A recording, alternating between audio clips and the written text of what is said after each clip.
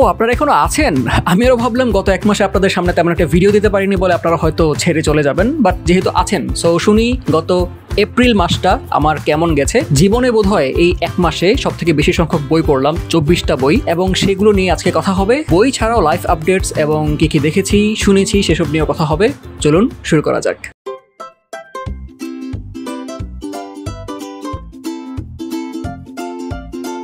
এই বছর এপ্রিল মাস কিন্তু একদম ঈদের পর দিন থেকে শুরু হয়েছে, মানে ঈদের বন্ধ দিয়ে শুরু। সো ওই ঈদের বন্ধের সময়টায় কিছু সিনেমা সিরিজ দেখা হয়েছে, আর পুরো মাস জুড়ে খুব বই পড়ার সুযোগ হয়েছিল। তার সবগুলো আমার এই হালখাতায় জমা করা আছে, আমার জার্নাল, যেটা নিয়ে আমি প্রতিবারই ভাবি যে আপনাদেরকে বিস্তারিত জানাবো, কিন্তু সেটার সুযোগ আর হয়ে ওঠে না আমার আলসেমির কারণে।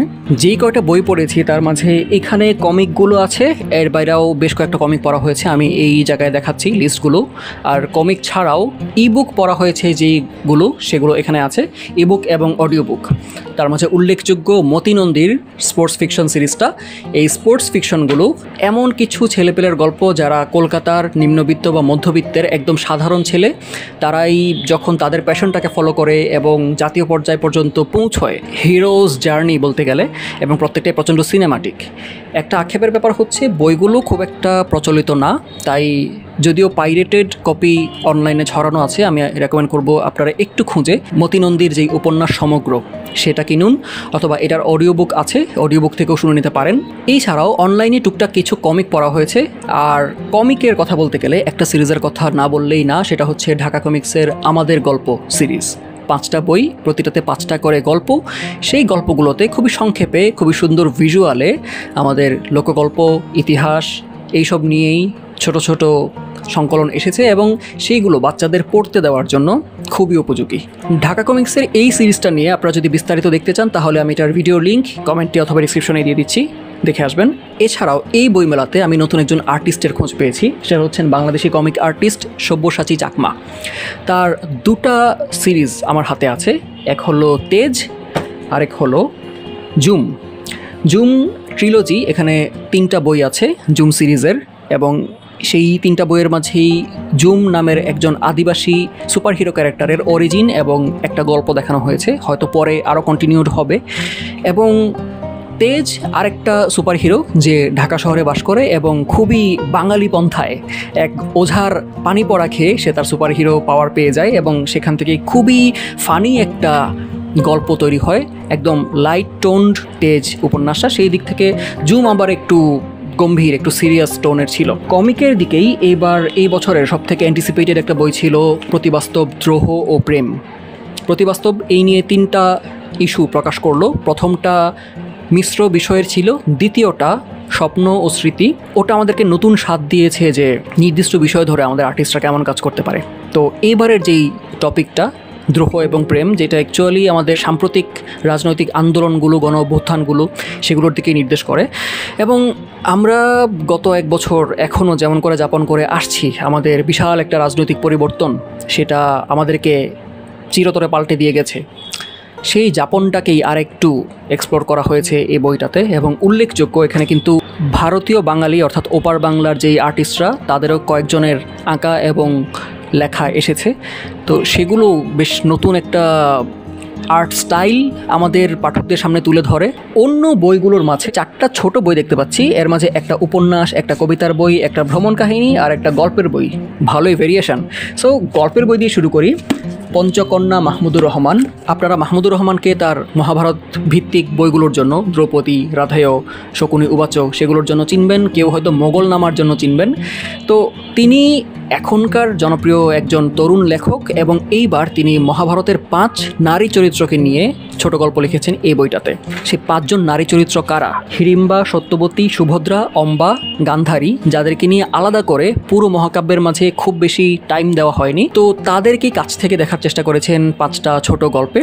চেষ্টা ভালো ছিল আমার কাছে, যদিও তার আগের বইগুলোই বেশি ভালো লেগেছে, শকুনি, উবাচক এবং দ্রৌপদী। এই বইমেলাতে এটা অনেকে পড়েছেন, যারা পড়েছেন প্লিজ কমেন্টে জানাবেন আপনাদের কাছে কেমন লাগলো। পঞ্চকন্যা ছাড়াও ছোট বইগুলোর মাঝে ডান দিক থেকে অনুবর্তন, বিভূতিভূষণ বন্দ্যোপাধ্যায়ের একটা উপন্যাস। সেটআপটা দ্বিতীয় বিশ্বযুদ্ধের আগের কলকাতা, আর্থিকভাবে কষ্ট করে কয়েকজন স্কুল শিক্ষক কেমন করে তাদের বাচ্চাদেরকে নিয়ে স্কুলটাকে টিকিয়ে রাখছেন, সেই গল্পটা আসিছে। সামাজিক গল্প হিসেবে বেশ উপভোগ্য ছিল, কিন্তু বিভূতিভূষণের যে চার্ম আমি চাঁদের পাহাড়, পথের পাঁচালী, আরণ্যক সেগুলোতে পেয়েছি, সেটা এই বইটাতে অনুপস্থিত ছিল। মেনে নিতে হচ্ছে যে সব লেখকেরই কিছু দুর্বল লেখা তো থাকবেই। বিভূতিভূষণের অনুবর্তন হয়তো তেমনই একটা, কিন্তু সোফার খুব একটা অনুপভোগ্য বই না, ভালোই ছিল।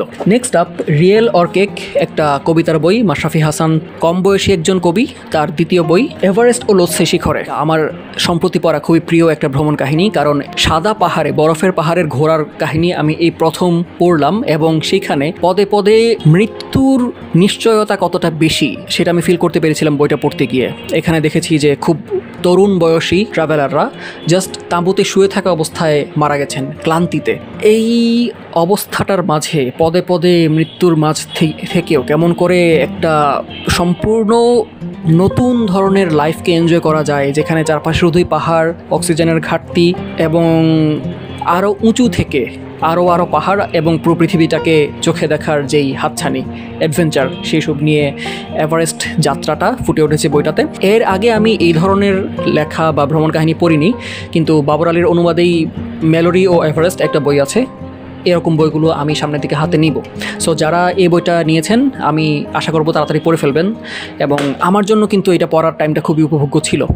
এবং লক্ষণীয় যে বাবর আলী ভাইয়ের লেখা আগের থেকে সব থেকে বেশি ইমপ্রুভড মনে হয়েছে এই বইটাতে। আগের পায়ে পায়ে 64 জেলা এবং সাইকেলের সাওয়ারি বইগুলো পড়েছি। এই 4টা বইয়ের মাঝে 3টা ছোট গল্প এবং একটা উপন্যাস অথবা উপন্যাসিকা বলতে পারেন, 85 পেজ। আইনুদ্দিন একটা সিরিজের প্রিকুয়েল, প্রথম বই, এবং এখানে পুলিশ অফিসার আইনুদ্দিনকে নিয়ে গল্পটা শুরু হয়, যে লেগুনাতে একটা হত্যা রহস্যের তদন্ত করতে যায়। এটা খুব দ্রুত পড়ে যেতে পারছি, সব থেকে ভালো বিষয় এই বইটার, এবং এইটাই বোধহয় অনেকের পড়ার অভিজ্ঞতাটাকে নষ্ট করছে, কারণ এমন বাজে একটা ক্লিফ হ্যাঙ্গারে বইটা শেষ হয় যে চট করে শেষ করার পর যখন এমন জায়গায় অপেক্ষা করতে হয় পরের বই আসার জন্য, এটা অনেক পাঠকের জন্যই আরামদায়ক হয় নাই গত বছর যখন এটা বের হয়। কিন্তু এটার পরের বই ফাঁচুকি ফাপড় আমার হাতে ছিল, আমি এইটা শেষ করেই ওটা শুরু করে দিছি, এবং গল্পে আমি পুরো মজে আছি এখনও। আইনুদ্দিন ছাড়াও এখানে যে বইগুলো আছে বলেছিলাম সবগুলো গল্পের বই। মরা কটাল নিয়ে আমি আলাদা করে একটা ভিডিওতে বলেছিলাম। আসিফ আবদুল্লার ডেবিউ গল্প সংকলন, তার লিঙ্কটা আমি ডিসক্রিপশনে বা কমেন্টে দিয়ে দিব, সেখান থেকে দেখে নেবেন। আরেকটা ডেবিউ বই হচ্ছে সরলি শিলনের ডোরাকাটা জেব্রা ক্রসিং।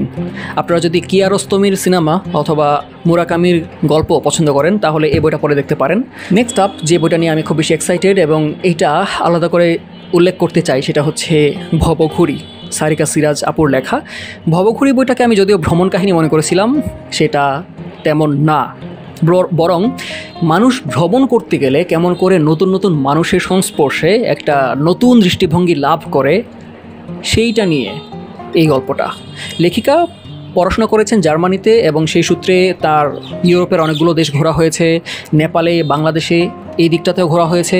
সো সেই সব জায়গাগুলোতে নতুন নতুন মানুষের সংস্পর্শে কেমন করে একটা নতুন দৃষ্টিভঙ্গি তার উন্মুক্ত হলো, তার নতুন ভাবনার জন্ম হলো, সেই সব নিয়ে এক একটা মানুষ বা চরিত্র ধরে গল্পগুলো বলেছেন। ভ্রমণের গল্প বলার একটা অন্যরকম দিক মনে হয়েছে। এটা যারা ঘুরে বেড়াতে পছন্দ করেন তাদেরকে আমি রেকমেন্ড করব। এমনিতে ভ্রমণ কাহিনী হিসেবে হয়তো আপনার চাহিদা পূরণ করবে না। উল্লেখ করতেই হয় এটার প্রচ্ছদ। দেখতে পাচ্ছেন একটা সোলো ট্রাভেলার, যে আবার মেয়ে, একটা ব্যাগ কাঁধে নিয়ে ঘুরে বেড়াচ্ছে। That was the core fun of this book, এবং এই ছিল আমার উল্লেখ করার মতো গত 1 মাসে পড়া বই ছাড়াও প্রত্যাশা ছিল একটু ঘুরে বেড়াবো, যেটা আমার হয়নি, কিন্তু সিনেমা দেখা হয়েছে একটু। তার মাঝে উল্লেখ্য ছিল 2 নুহা হুমায়ুনের সিরিজের দ্বিতীয় কিস্তি, সেটা আমার সোফার এই বছরে দেখা বেস্ট কন্টেন্ট। এবং এছাড়াও ডেভিল মে ক্রাই সিরিজটা নেটফ্লিক্সে এসেছে, যেটার গেম ফ্র্যাঞ্চাইজটা আমার খুব পছন্দ। ঋত্বিক ঘটকের একটা শর্ট ফিল্ম নতুন করে রিনিউ করা হয়েছে, যেটার নাম ফিয়ার। এটা দেখে খুবই চমৎকার লাগলো। ঘটকের কাজ তো সবগুলোই ভালো, তার মাঝে এই শর্ট ফিল্মটা তিনি বানিয়েছিলেন তিনি যখন ফিল্ম ইনস্টিটিউটে পড়ছেন তখন। এছাড়াও উল্লেখযোগ্য একটা সিনেমা 2024 সালের লস ফ্রিকিস, এটা কিউবার একটা প্রেক্ষাপট নিয়ে কয়েকটা তরুণকে নিয়ে গল্প, যেই তরুণরা নিষিদ্ধ রক সঙ্গীত চর্চা করত। নিষিদ্ধ তার কারণ ফিদেল ক্যাস্ট্রো তার দেশে রক মিউজিককে ব্যান করেছিলেন। তার মাঝে ওই ব্যান্ড মিউজিক চর্চা করত যারা, তারা নিজেদেরকে ফ্রিকিস পরিচয় দিত, এবং যেহেতু সাধারণ মানুষ খেতে পাচ্ছে না, তার মাঝে যারা এইডস আক্রান্ত তাদেরকে বিশেষ নিরাপত্তায়, বিশেষ যত্নে রাখা হচ্ছিল। এই কারণে ওই তরুণরা নিজেদের শরীরে এইডসের জীবাণু ইনজেক্ট করে সেই অ্যাসাইলেমে আরামের খোঁজে চলে যায়। সম্প্রতি আমি একটা আপডেট দিয়েছিলাম যে 2025 বইমেলায় কেনা বইগুলোর মাঝে আমার কয়টা পড়া হয়েছে এবং কতগুলো পড়া বাকি আছে। হয়তো দেখবেন যে 30%-এর মতো পড়া হয়ে গেছে, হয়তো আগামী 4 মাসে বাকিগুলো পড়া হয়ে যাবে। গত 1 মাসে আপনাদের পড়া বইগুলোর মাঝে সবথেকে উল্লেখ্য কোনগুলো ছিল প্লিজ কমেন্টে জানাবেন। আর দেখা হচ্ছে আবারও মুসার বই যাত্রায়। যদি দেখা হতেই হয়, চ্যানেলটাকে সাবস্ক্রাইব অথবা পেজটাকে ফলো করা বাকি থাকলে এখনই করে ফেলুন। And until my next upload, ভালো থাকবেন বইয়ের সাথে।